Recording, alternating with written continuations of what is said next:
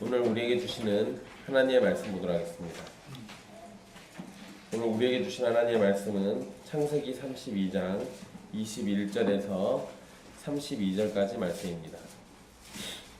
창세기 32장 21절에서 32절까지 말씀입니다.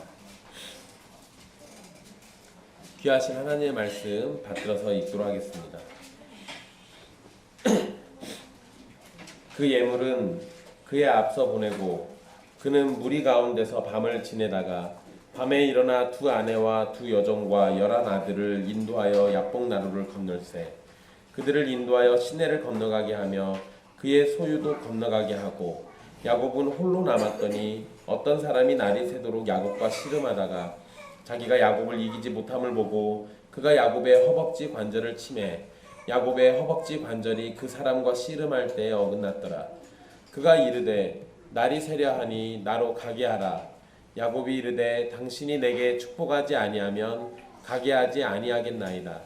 그 사람이 그에게 이르되 내 이름이 무엇이냐. 그가 이르되 야곱이니이다. 그가 이르되 내 이름을 다시는 야곱이라 부를 것이 아니요 이스라엘이라 부를 것이니 이는 내가 하나님과 및 사람들과 겨루어 이겼음이니라. 야곱이 청하여 이르되 당신의 이름을 알려주소서. 그 사람이 이르되 어찌하여 내 이름을 묻느냐 하고 거기서 야곱에게 축복한지라. 그러므로 야곱이 그곳 이름을 브니엘이라 하였으니 그가 이르기를 내가 하나님과 대면하여 보았으나 내 생명이 보존되었다 함이더라. 그가 브니엘을 지날 때 해가 돋았고 그의 허벅다리로 말미암아 저물었더라. 그 사람이 야곱의 허벅지 관절에 있는 둔부에 힘줄을 쳤으므로 이스라엘 사람들이 지금까지 허벅지 관절에 있는 둔부의 힘줄을 먹지 아니하더라. 아멘. 이 말씀은 살아계신 하나님의 말씀입니다. 야곱은 라반이라는 위협을 피해서 가나안으로 들어오게 되었지만 곧장 에서라는 또 다른 위협을 만나게 됩니다. 그러나 야곱에게는 라반으로부터 지켜주신 하나님이 계셨고 그 하나님께서는 분명 에서로부터도 지켜주실 것입니다. 하지만 야곱이 그러한 하나님을 신뢰하지 못하고 자신의 잔꾀를 의지하는 부족한 모습을 보였습니다. 그것이 지난주에 우리가 살폈던 말씀인데요. 야곱에게 필요한 것은 그냥 아주 단순하고 순전하게 하나님을 향한 믿음을 갖는 겁니다. 그 하나님께서 말씀하셨으니 나는 그 말씀을 믿고 주께서 또한 말씀하셨으니 또 약속해 주셨으니 그 약속을 반드시 성취해 주실 거다라는 아주 단순한 믿음만이 사실은 요구되는 거였습니다. 그러나 야곱은 그러한 단순한 믿음을 갖기보다는 복잡하게 자기 머리를 굴려가면서 그 상황을 또 피해 보려고 노력을 합니다. 오늘 말씀은 그러한 야곱을 깨우쳐 주시는 하나님의 은혜가 담겨져 있습니다. 특별히 야복강가에서 씨름을 한 사건으로 잘 알려진 말씀입니다. 오늘 말씀을 살피면서 야곱은 여전히 형편없는 사람이지만 변함없이 신실하심으로 다루시며 돌보시는 하나님의 손길이 어떻게 작용하고 있는지를 살펴보도록 하겠습니다. 야곱은 지난 시간에 살핀 것처럼 형인 에서의 분노를 잠재우기 위해서 선물을 준비했습니다. 그리고 그 예물을 앞서 보내고 그는 무리 가운데서 밤을 지내다가 밤중에 일어나 두 아내와 두 여종과 자식들을 인도해서 야복강을 건너도록 했습니다. 그리고 야곱은 24절의 기록처럼 홀로 남았습니다. 야곱이 혼자 남은 이유에 대해서 아무런 설명이 없습니다. 홀로 남은 정확한 이유는 우리가 알 수 없지만 확실한 것은 과거 형을 피해서 라반에게 도망을 칠 때 그때 야곱은 혼자였습니다. 그리고 지금은 식구들을 먼저 보내고 다시 혼자가 되었습니다. 그러니까 야곱이 결정적인 순간에 혼자 있는 시간을 갖습니다.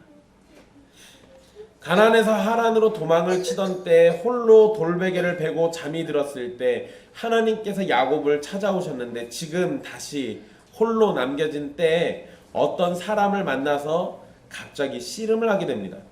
우리는 야곱에게 찾아온 이 어떤 사람이 하나님이시라는 사실을 말씀을 통해서 알고 있습니다. 그런데 하나님께서 인간과 얼굴을 맞대고 씨름을 하셨다는 것이 유대인 학자들에게는 오래전부터 사실 큰 문제였습니다.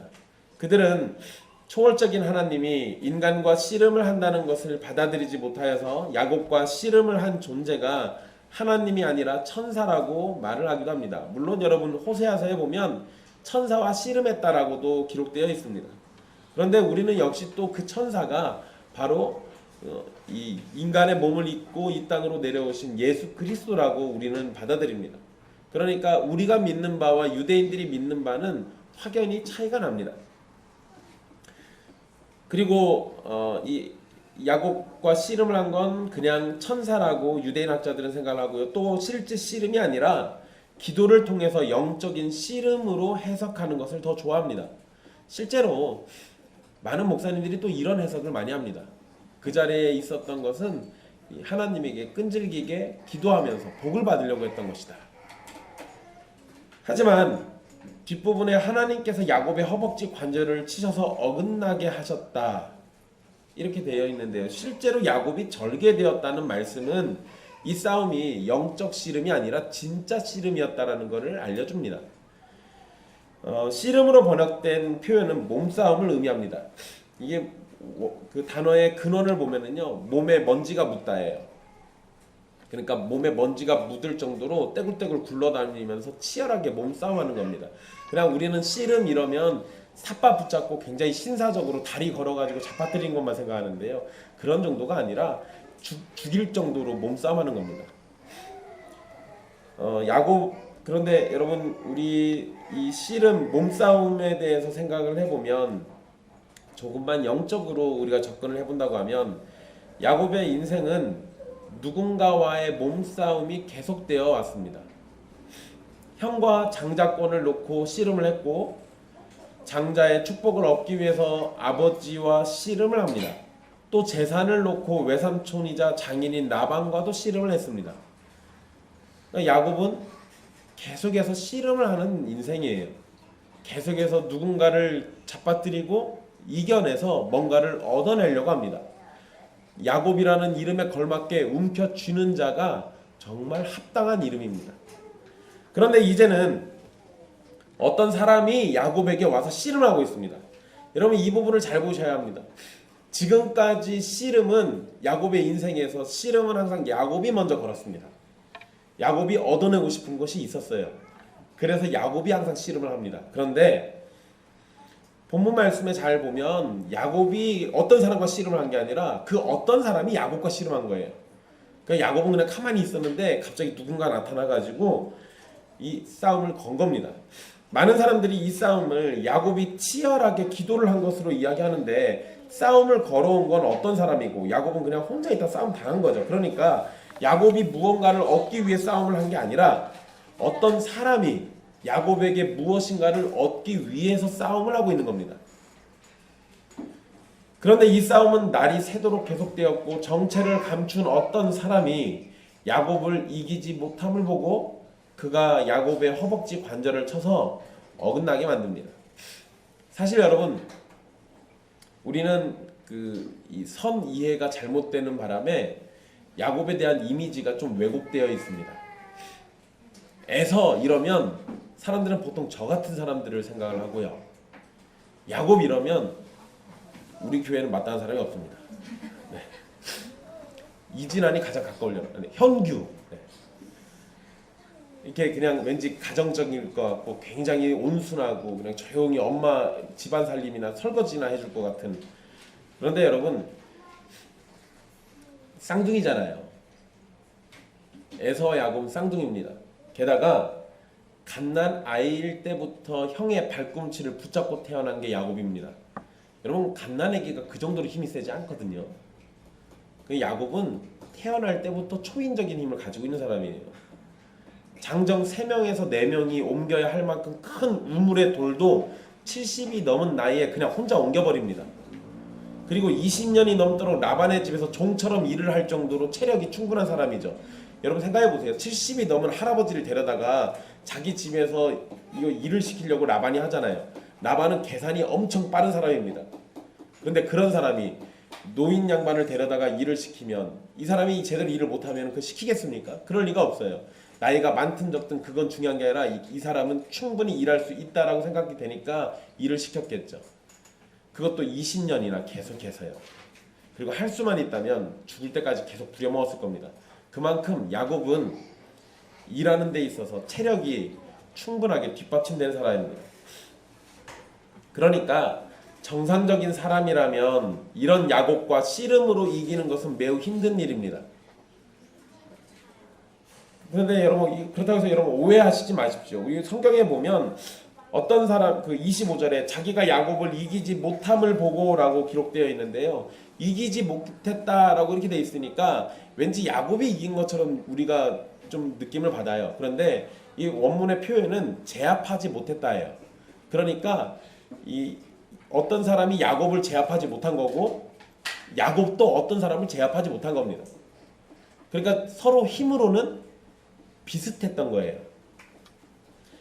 그런 상황 가운데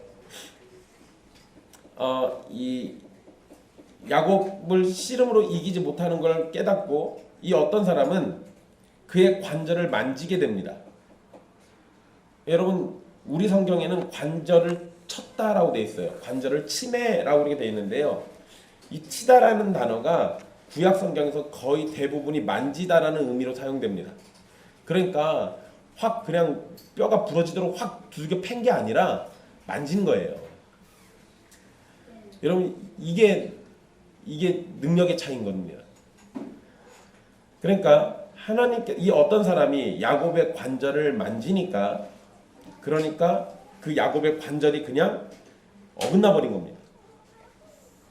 야곱은 자신을 이기지 못하던 사람이 자신의 허벅지 관절을 만졌을 때 그곳이 어긋나자 아마 매우 크게 놀랐을 겁니다. 있을 수 없는 일이죠.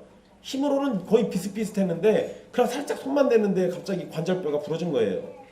이상한 거잖아요. 이런 상황에서 그 어떤 사람은 날이 밝아지려고 하니까 나로 가게 하라고 야곱에게 말을 합니다. 그러자 야곱은 자신에게 축복하기 전에는 절대 못 간다라고 또 이야기를 합니다. 여러분, 야곱과 씨름을 한 사람이 한밤중에 찾아왔습니다. 그래서 어둠으로 인해서 정체가 드러나지 않았죠. 그러나 날이 밝아지려고 하니까 서둘러서 돌아가려고 합니다. 그래서 나로 가게 하라라고 자꾸 이렇게 명령조로 이야기하는 게 이게 사실 명령조긴 한데요. 이건 거의 부탁이에요. 근데 이렇게 이야기하는 거 보면 날이 밝아서 자신의 정체가 드러나는 것을 원하지 않는 겁니다. 이런 상황에서 야곱은 관절이 어긋나 있는 거고 지금 야곱을 도울 수 있는 존재는 밤새 자신과 씨름을 한 정체모를 사람뿐입니다. 그러니까 만약에 여러분 이 상황에서 내 관절뼈가 어긋나 있는데 씨름하다 그냥 이 사람은 그냥 가버려요. 그러면 나는 지금 어떤 채로 있는 겁니까? 사실 아무것도 얻어내지 못한 채로 뼈만 어긋난 거예요. 밤새 힘 빼고. 그러면 야곱 입장에서는 아무것도 얻은 게 없는 겁니다. 그러니까 자신에게 축복이라도 해달라고 막 매달리고 있습니다. 그런데 여러분 그 상황을 잘 생각해 보시면 좀 재미난 게 있죠. 사실 이 어떤 사람이 야곱에게 자신이 가도록 해달라고 이렇게 말을 하고 있는데 야곱의 허벅지 관절을 어긋날 정도의 능력이라면 야곱을 아주 쉽게 뿌리치고 도망갈 수 있습니다. 그런데 그렇게 하지 않았어요. 야곱에게 자신을 가도록 해달라고 말씀을 하고 있죠. 이런 이유는 야곱에 대한 시험의 성격이 담겨져 있다라고 우리 생각할 수 있는 겁니다. 그러니까 여러분 생각을 해보세요. 아까 이 어떤 사람이 갑자기 나타나서 씨름을 걸었어요. 그런데 씨름해가지고 결국 얻어낸 것이 야곱의 뼈를 어긋나게 하고 가는 겁니까? 그것만이지는 않을 거 아니에요.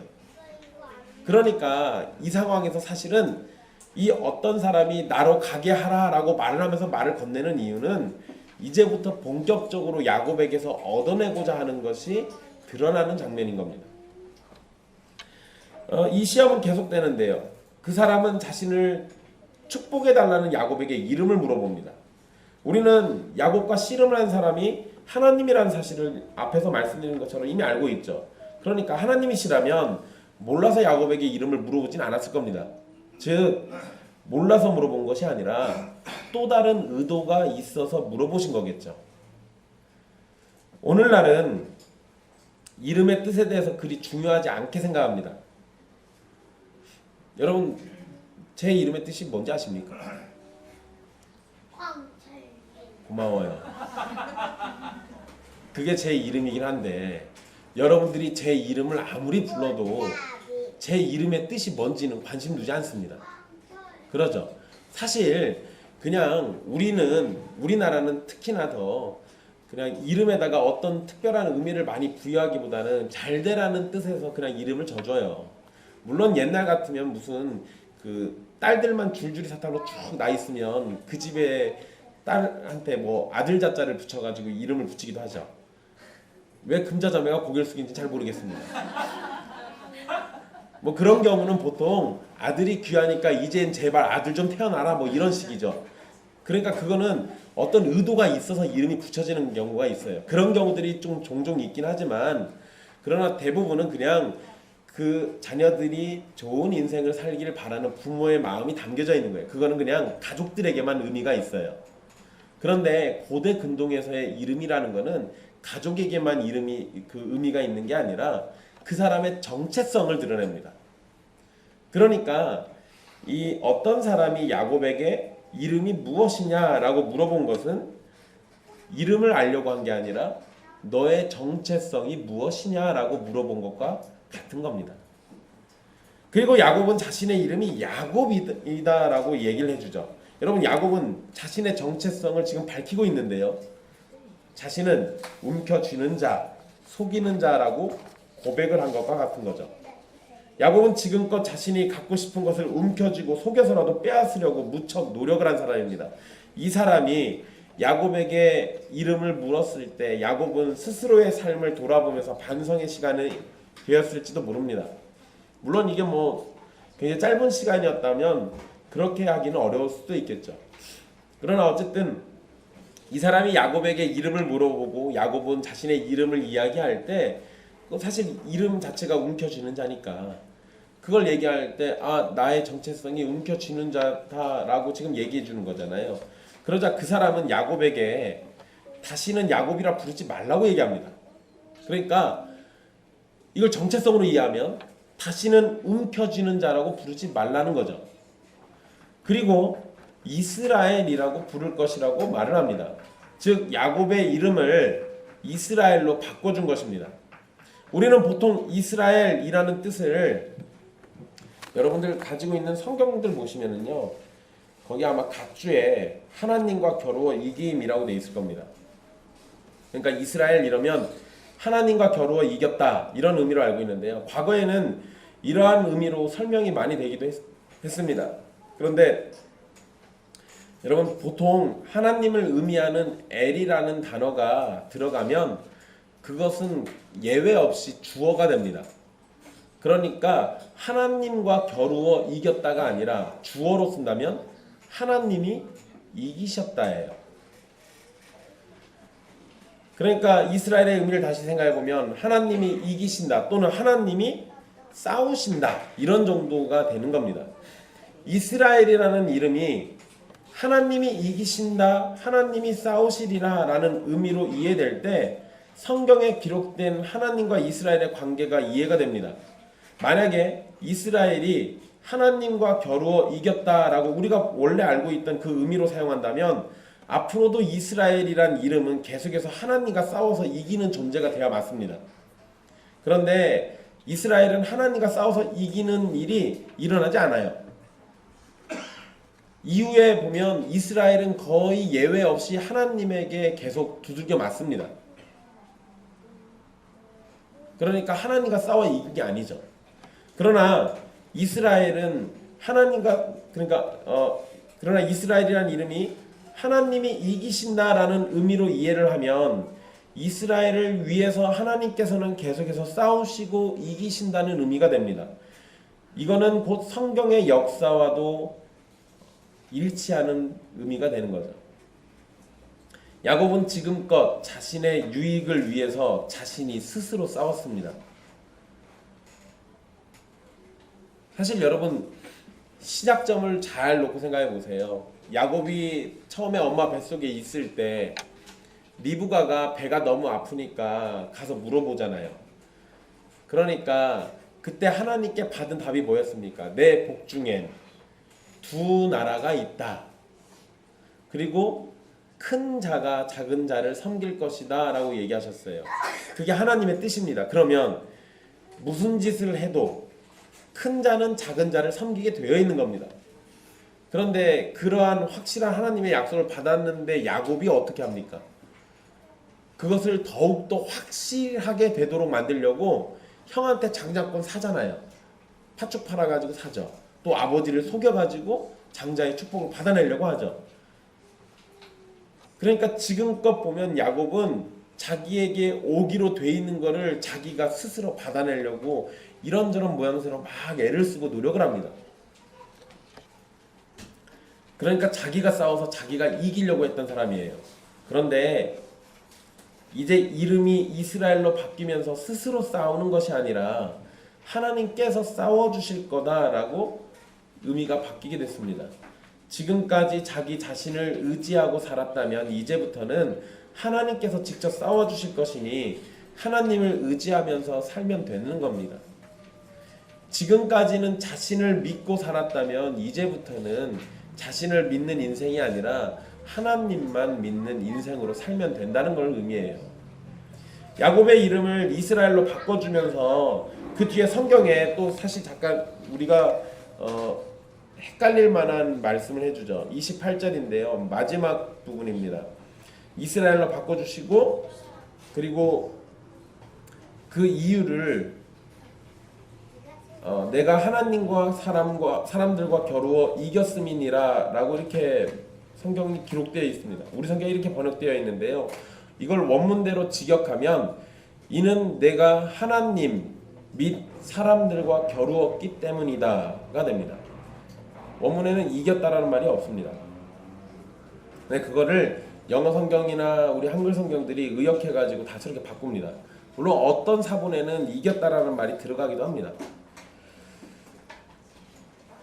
그런데 이걸 만약에 그냥 겨루었기 때문이다라고 이렇게 보고 접근을 한다면 다음과 같이 생각할 수 있는데요. 과거 야곱은 사람들과 더불어 싸웠고 지금은 하나님과 더불어 싸운 것이 됩니다. 씨름을 하긴 했으니까요. 그러나 이제부터 이스라엘로 불릴 것이고 앞으로는 하나님께서 직접 싸워주실 겁니다. 그러니 스스로의 힘을 의지하지 말고 하나님을 의지하라는 의미가 담겨져 있는 겁니다. 그러니까 이전에는 사람들과 더불어 싸우고 하나님과 더불어 싸웠지만 이제부터는 하나님이 싸우실 것이니까 이제는 더 이상 야곱이라 부르지 말고 이스라엘이라고 부르라고 이렇게 얘기해 주신 게 되죠.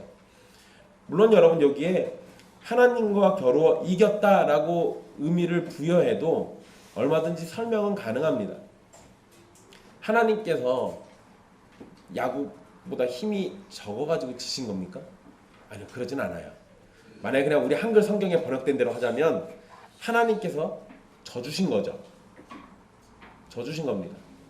그런데 하나님께서 싸움을 걸고 하나님이 져주신 꼴이 됐는데 야곱이 무엇을 가지고 하나님을 이긴 게 되겠습니까? 사실 여러분 이 세상에 하나님을 이길 수 있는 건 아무것도 없습니다. 하나님 본인밖에 없어요. 하나님 본인이 포기하지 않는 이상 하나님을 이길 수가 없습니다.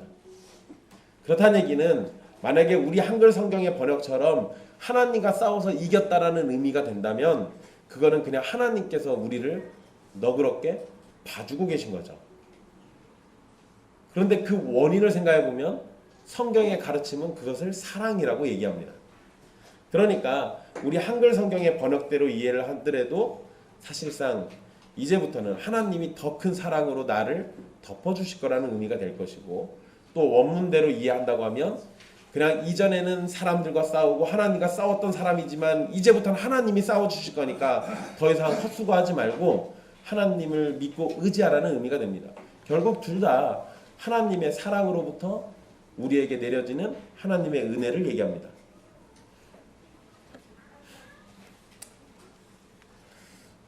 야곱은 자신의 이름을 바꿔준 존재에게 이름을 알려달라고 요청을 합니다.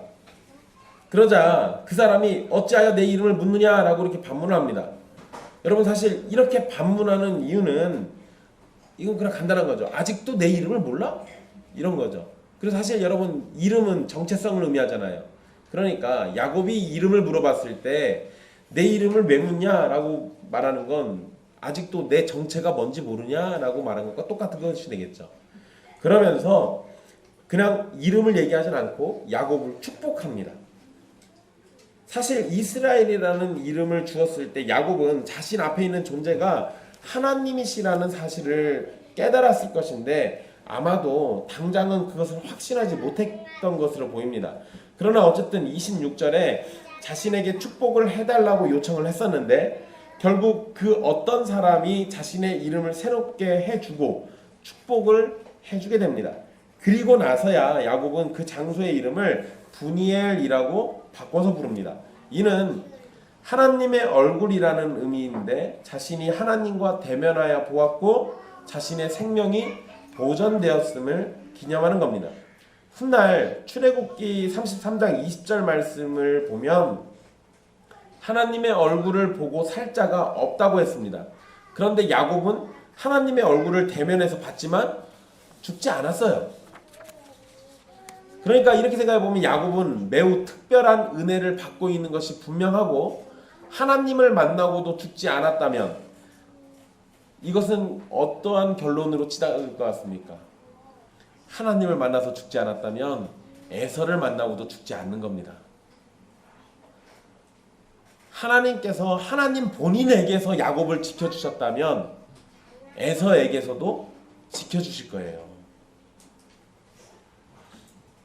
그러니까 여러분 이 얼굴이라는 이 중요한 단어가 이 다음 장에 가면 어떻게 사용되냐면 야곱이 뜬금없이 에서를 만나고는 이런 말을 합니다.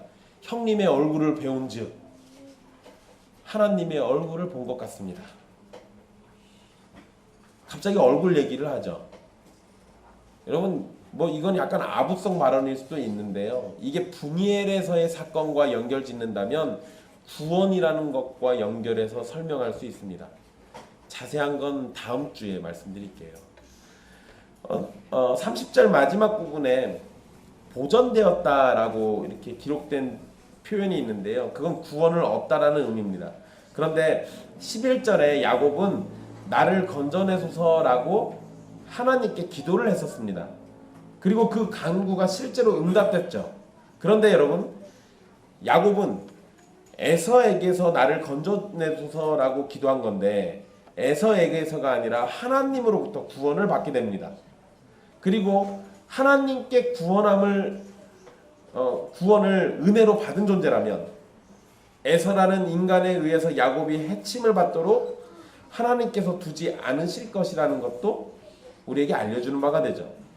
즉 하나님께 구원함을 받은 야곱은 에서에게서도 구원함을 받을 것이라는 점입니다. 여러분 이 부분은 우리 구원과 구원 이후의 삶하고도 연결 지을 수 있는데요.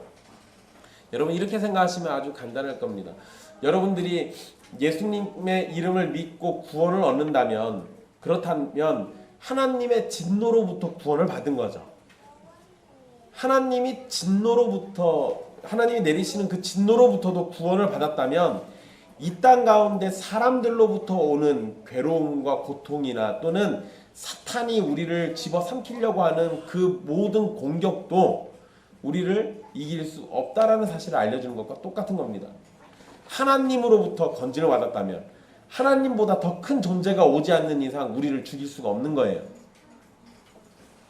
그러니까 야곱이 난데없이 이 어떤 사람이 나타나서 자기에게 싸움을 걸어왔을 때 그 순간에 야곱은 잊어버린 게 하나 있어요.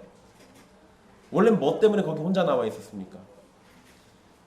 우리가 정확한 이유는 몰라도 에서가 무서워서 혼자 남아 있는 거예요. 에서 때문에 근심하고 있는 와중에 갑자기 어떤 사람이 와서 씨름을 걸었을 때 야곱이 씨름을 막 하면서 머릿속으로는 에서를 생각했겠습니까? 그럴 리가 없어요. 지금 당장 이 사람이 나 죽이겠다고 달라드는데 내 눈앞에 있는 이 사람만 걱정하지 에서 걱정은 안 해요. 그런데 결과적으로 보니까 이 사람은 하나님이었고 이 사람으로부터 내가 건짐을 받았습니다. 그렇다는 얘기는 고작 인간인 에서에게는 당연히 건짐받는다는 얘기예요. 그 에서가 나를 어쩌지? 못한다는 겁니다. 그러니까 이 사실이 지금 이 야복강가에서 야곱에게 허락된 큰 은혜라는 거예요. 그러니 여러분, 우리가 예수 그리스도를 믿는 백성이라면, 그렇다라고 한다면 하나님의 진노로부터 건짐을 받았는데 이 세상에 그 어떠한 것이 우리를 끊을 수 있겠습니까? 그게 로마서 8장에 언급되어 있는 말씀과 똑같은 거예요. 그 어떠한 것도 하나님의 사랑으로부터 우리를 끊을 수가 없어요. 그러니까 두려워하지 말라는 거죠. 걱정하지 말라는 겁니다.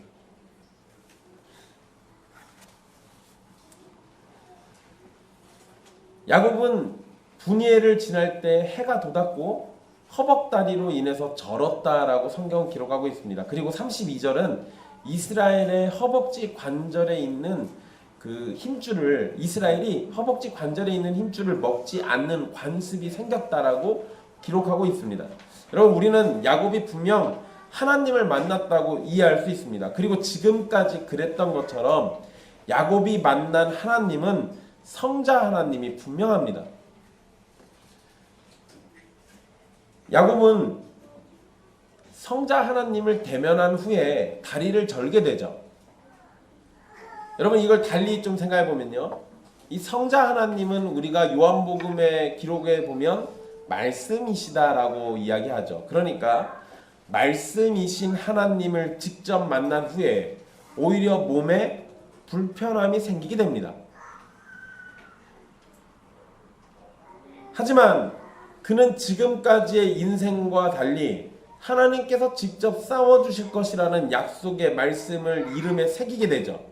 여러분, 이 부분을 잘 생각해 보세요. 우리가 예수 그리스도를 믿으면 우리는 분명히 무거운 짐을 다 벗어버립니다. 수고하고 무거운 짐은 다 벗게 돼 있어요. 그런데 우리에게 무슨 멍에가 주어집니까? 그리스도의 멍에, 십자가의 멍에가 주어져요. 어쩌면 그것 때문에 우리가 다리를 절 수도 있습니다. 그런데 여러분, 존재가 다르잖아요. 두 다리 멀쩡한 채로 하나님과 상관없는 인생보단 다리를 절더라도 하나님께서 대신 싸워주는 존재가 훨씬 더 복된 거겠죠. 그러니까 야곱은 하나님을 만나기 전에는 다리를 저는 존재가 아니었어요.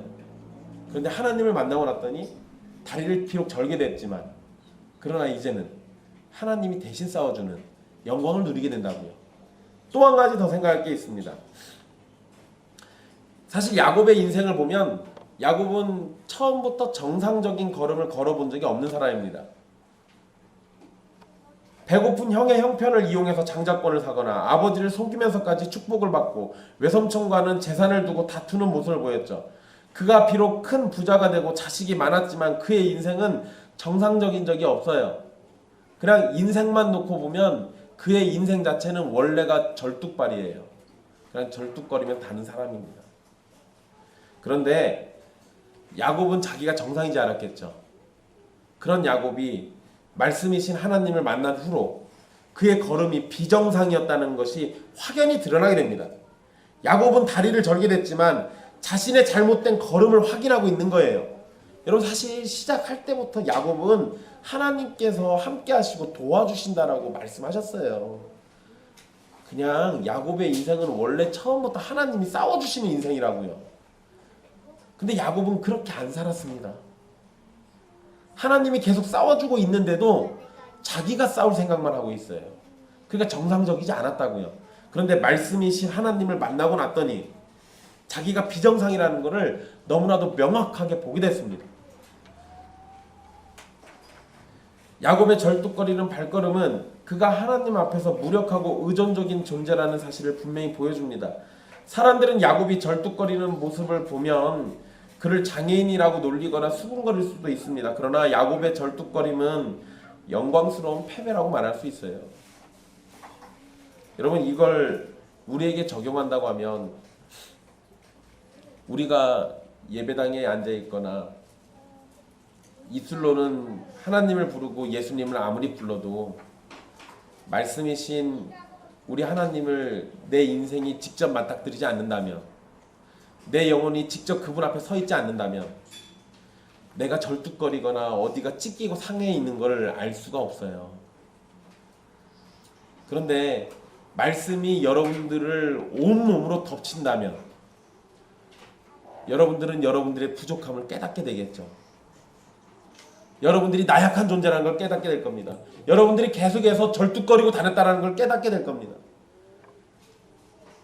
말씀이 여러분들의 인생을 지배할 때 그때 비로소 나는 아무것도 아닌 존재라는 걸 깨닫게 되고 나에게 전부가 되어주시겠다라고 약속하시는 그 하나님께 내 모든 걸 걸 수가 있는 거겠죠.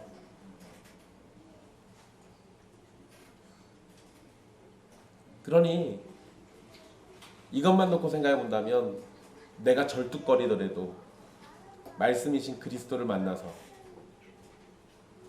내 인생이 그분에게 속하고 내 이름에 그분의 이름이 새겨지고 그분이 싸워주시겠다라는 영광스러운 의미가 나에게 부여되는 그러한 인생이 되는 것이 훨씬 더 복된 일 아니겠습니까?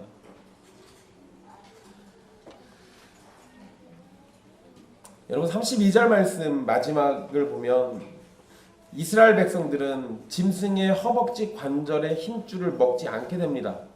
이것은 짐승을 잡을 때마다 그 부위를 신경 써서 먹지 않았다는 의미가 되는 건데요. 즉 짐승을 잡을 때마다 야곱을 절게 만드신 하나님을 기억해야만 합니다. 기억할 수밖에 없는 거예요. 그리고 하나님께서 싸워주신다는 이스라엘의 의미를 기억하게 되겠죠. 왜냐하면 우리가 왜 이걸 안 먹는 거예요? 우리 조상 야곱이 옛날에 야복 강가에서 하나님과 씨름하다가 그때 힘줄을 맞아가지고 우린 그때부터 이거 안 먹는 거야. 왜 싸우신 거예요? 하나님께서 우리 조상 야곱에게 내가 너를 위해 친히 싸워주시겠다라는 이름을 주시기 위해서 싸우셨어 라고 이야기할 때 그 사실을 접하는 모든 이스라엘 백성들은 이 고기의 힘줄을 먹지 않을 때마다 이스라엘이라는 이름의 의미를 다시 되새기게 되겠죠. 결국 여러분 야곱이 자신의 힘으로 가나안으로 돌아올 수 없었던 것처럼 이스라엘도 가나안으로 돌아올 수 있었던 것은 자신의 힘이 아닌 순전한 하나님의 은혜라는 사실을 깨닫게 됩니다. 또 오늘의 삶을 살 수 있는 것도 우리를 위해서 끊임없이 싸우시는 그 하나님 때문에 가능하다는 사실을 깨닫게 되는 거겠죠. 야곱은 지금까지 자신의 힘으로 살아온 인생이었습니다. 그러나 하나님과 씨름을 하면서 골반이 어긋나게 되고 자신의 힘으로는 아무것도 할 수 없다는 사실을 분명하게 깨닫게 됩니다. 바로 그때 하나님께서는 이스라엘 즉 하나님이 너를 위해 싸우시리라는 말씀을 주셨습니다. 구원을 위해서 우리가 스스로 할 수 있는 일이 무엇입니까?